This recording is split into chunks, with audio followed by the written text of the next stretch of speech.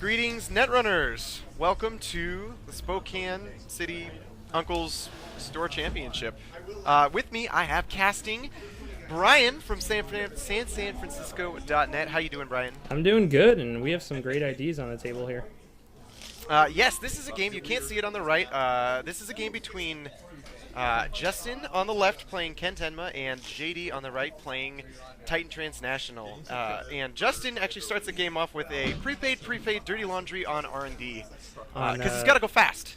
Was it R&D? I think it was. It looked like it was HQ, or maybe it was, Archives. I think it was. It was Archives. Yeah, yeah it was Archives. And the Corp's first turn was actually install hedge fund, followed by a green level clearance. Moving fast, and moving really fast. Drawing, so he's going really, really fast. Both of these players are very, very fast players. And I really love this game because watch at how amazing this Ken deck is. Double prepaid, and he's already now at, what, that's 15 credits? And that was a lucky find there. Is draw, lucky find. It looks like we're going to try and JD rush out something in that remote pretty soon. Yeah, he doesn't even care. He's just gonna put the pressure onto Ken by trying to score out the side. Sure, doppelganger down. And a corroder. Ooh, I'd be worried for a run here. And then he does a double draw. So we can actually see he's got the inside job in hand. But yeah, he's digging for fairy, and it looks like JD just goes ahead and install advance. Oh, you said he had an inside job?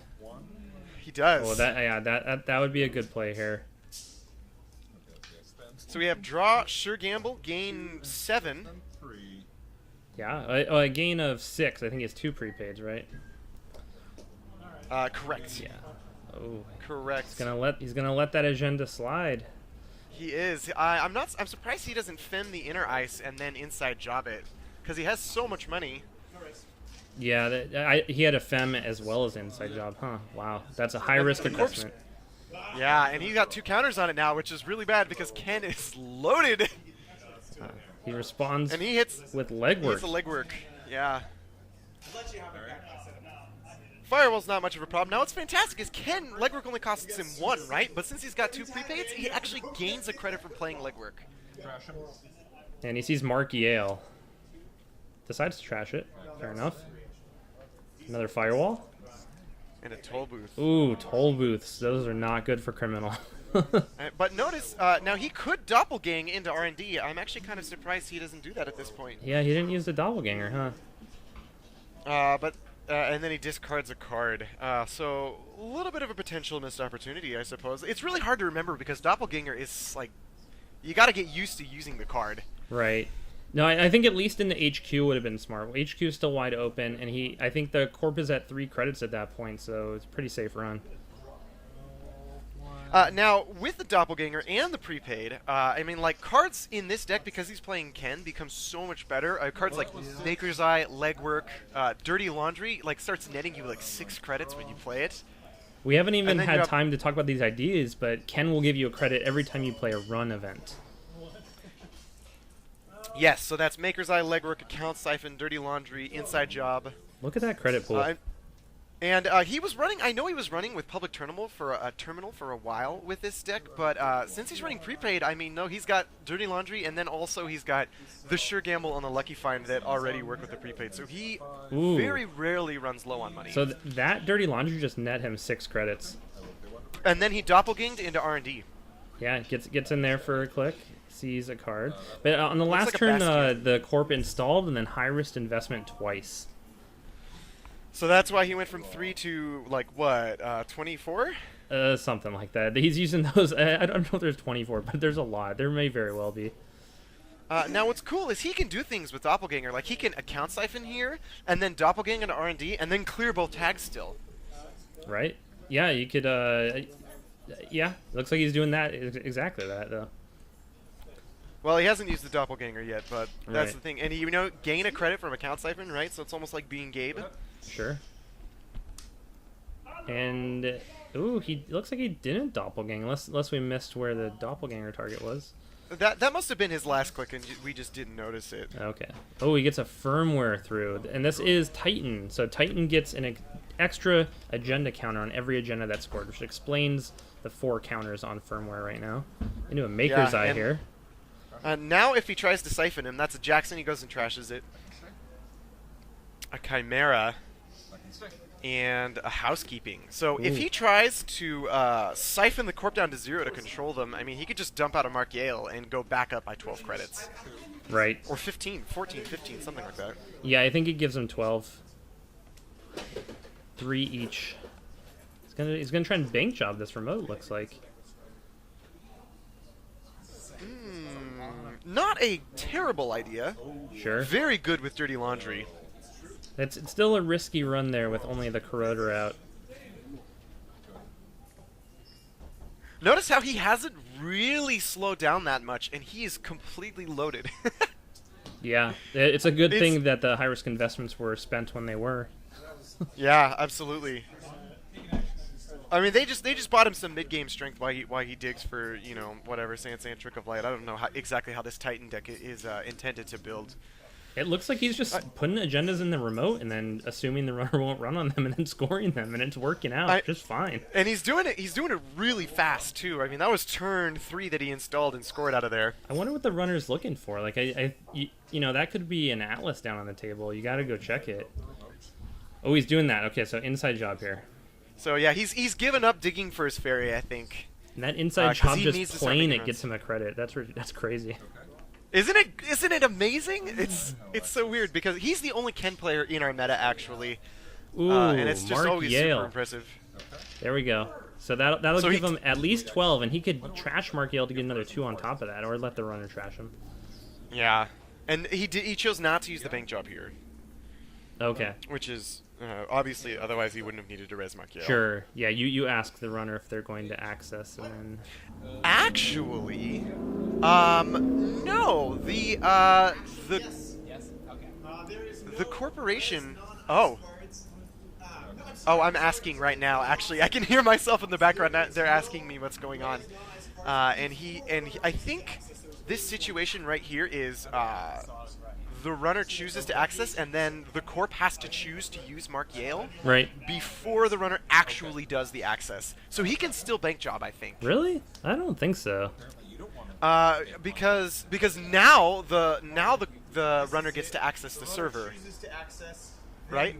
Huh. And then bank job replaces access. Exactly. Huh. So they might not actually be doing that. Looks like he's gonna actually just doppelgang into the remote, I think.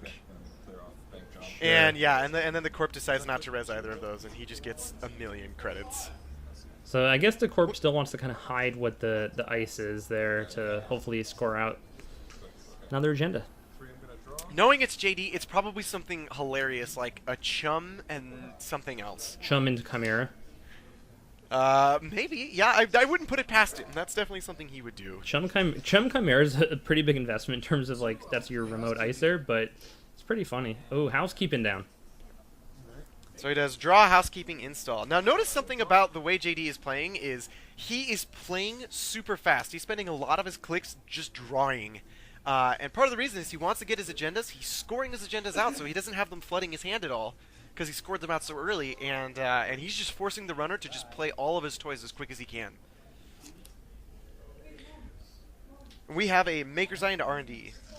And he will be able to get through that. It'll cost him quite a lot, but I think he's going to see 3 fresh cards, so definitely worth it. And he'll get the card draw from Masanori. We see blue level, clearance, firmware updates. That's his first point of the game. And another one, and that is a high-risk investment. Ooh, tie ball game. And then he doppelgangs into the remote. Doppelganger. And another toll booth. Okay, that one will stop him. Passport only able to break through the central ice, of course. So here's the counter to toll booth that people don't take into account a lot is you just don't run very often and you break the toll booth and you just say, you know what, I'm going to go through this one time and I'm going to see 3 cards and it's going to be worth it. Yeah, if you can make it worth it, you know, if you can, like something like a Maker's Eye, that's the right way to do it. The corp scored a Project Atlas in the remote, and it looks like the runner's just going to go ahead and do a Maker's Eye. He spends a ton of money to get in. He scores a hostile takeover. Ooh, that's what he needs. And a firmware updates.